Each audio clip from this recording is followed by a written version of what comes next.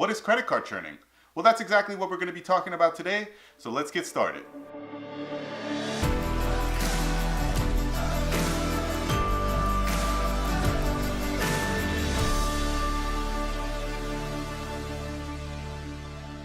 Welcome back to Free to Be, guys, where everyone is free to be whatever they want to be, free from any kind of financial constraints, and free from that 9 to 5.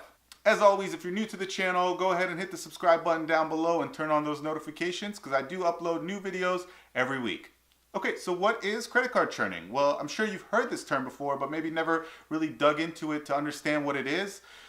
So basically, credit cards offer incentives for folks to open accounts, right? They want new customers, they want new accounts. So they'll often offer sign-up bonuses or perhaps cash back bonuses depending on spending over a 3 to 6 month period. And basically, credit card churning refers to the people who are repeatedly taking advantage of this by opening and closing credit cards in order to earn, bonus miles or bonus money or the sign-up bonuses, right? By doing this, you are putting yourself in a position where it could negatively impact your credit score by opening and closing credit cards. So please do so at your own risk and be aware of what you are actually doing and how much you are actually spending because it's very important to do so. Now, in this video, I'm not going to go into any specifics in terms of credit cards that do offer benefits right now. But if you do want to see that, leave me a comment in the comment section below, and I'll definitely put out a video in the future with the top 5 or 10 best credit card offers out there. Okay, so there are some guidelines of success here that I want to go over with you, and it's important to listen to all of these because they are going to help you if this is something you want to pursue. So the first thing is make sure you pay your balance in full. If you're going to open a new credit card and spend money on that credit card to, achieve the goal that you want to do, whether it's the miles or the, incentives that they have, the various incentives, you want to make sure that you're not carrying a balance. So that means you have to pay your balance in full every month, because if you don't, then it's going to accumulate interest. And as we know, credit card interest is very high. It could be 17 to 25%, which ultimately will eat into your benefits. So it makes no sense to carry a balance on these credit cards. Okay, so the second kind of guideline is it's in line with the first thing. You're going to want to make your payments on time. You spend $1,000 that month and you're willing to pay that $1,000, make sure you do it on time, because the same thing could happen where you would get charged a late fee, which would impact your credit, but it would also bite into the benefits and ultimately the bottom line, what you're trying to achieve by credit card churning. A lot of it would get eaten away by the late fee. So the next thing, guys, is to have a goal in mind, right? You want to kind of know what you're doing this for. Is it for travel miles? Are you trying to do it for cash back opportunities? Identify what it is you're looking to do and what you're trying to achieve before you start opening credit cards, because you're going to want to do some research to open the credit card that's best suited for your needs, right? I'm not going to go open an American Airlines Advantage card that'll offer me 50,000 bonus miles in my first 3 months if really I'm not looking to do any traveling. So you're going to want to identify that need before you go out there and open the credit cards. All right, guys, so the next thing is to be sure you're tracking everything you're opening, and don't open too many because it becomes difficult to manage.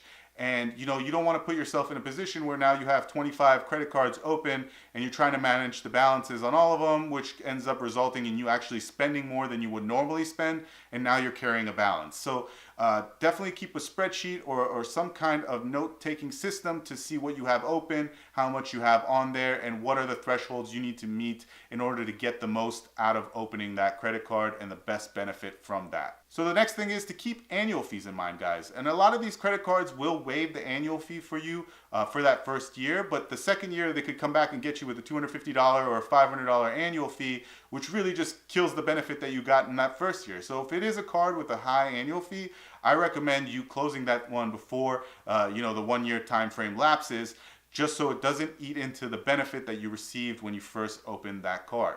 All right, and then the last guideline is just the general practice of keeping track of how many credit cards you open in a certain time frame, right? Because again, there are credit card limits, or credit card companies put limits on how many cards consumers can apply for in a 12 to 24 month time period. I believe Chase actually has a limit where you can't apply for more than 5 cards in a 12-month time frame, and you can correct me if I'm wrong in the comments. But so there are time frames that you need to be aware of so that you're not opening up too many credit cards at once, because it will also impact your credit if you're trying to do that. Okay, and so like a couple final things to remember is credit card churning, like I said, can impact your credit in a negative way. So if you're out there trying to build your credit right now, credit card churning is not for you. If you're trying to go get a major loan for a car or a home, you guys should probably try to avoid credit card churning if possible, because it will impact your credit.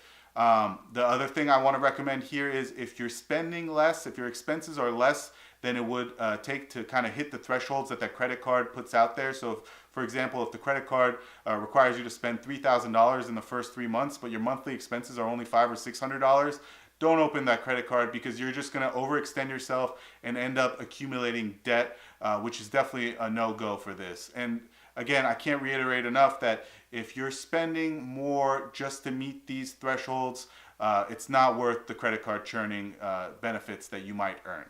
So that basically, in a nutshell, is credit card churning, guys.